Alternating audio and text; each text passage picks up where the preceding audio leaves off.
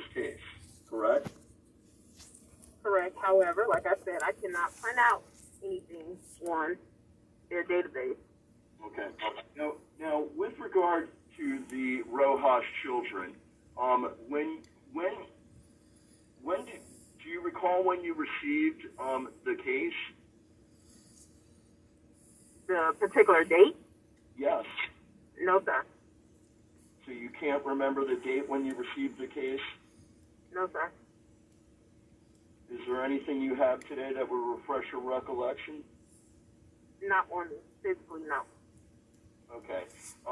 Do you remember what the allegations were? What brought the case to you having to be to go out and investigate?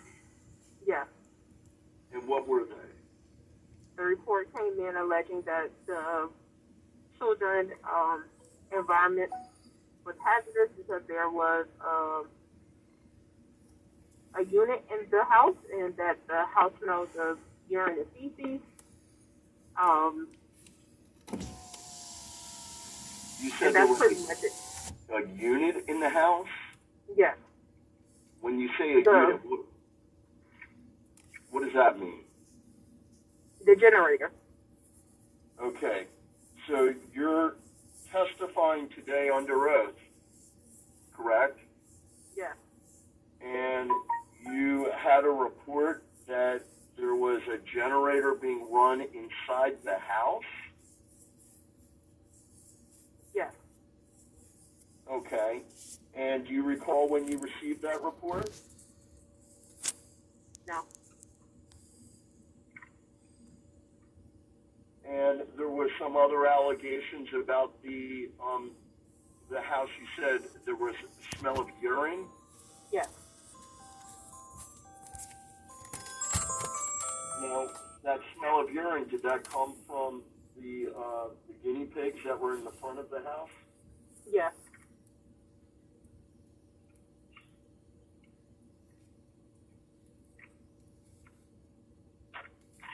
Now, when you received the report, do you recall what the priority of the investigation was? Was it an immediate response? No, it was 24 hours. And what does that mean versus an immediate response? The immediate response meaning we have to respond within 3 hours. Okay. 24 hours meaning we have to respond within 24 hours of the report. Do you recall whether you were able to respond within that 24-hour period? I did. And when you went out to the home, did you go by yourself? No, I went with law enforcement. Okay. Now, you don't recall there being an allegation that the power was out in the father's home? I can't tell you what the report say verbatim. That's not what I asked you. I asked you if you recall whether or not the report mentioned why there was a generator at the house. Do you recall why there was a generator? I don't recall what the report says. Okay. Did you, what did you do when you arrived at the, first off, so you received the report. How did you get the Hollywood police involved with your investigation? Because we always have to call law enforcement out with us. Okay. So you always have to go with law enforcement out with you. You work for the Broward Sheriff's Office, correct? Correct.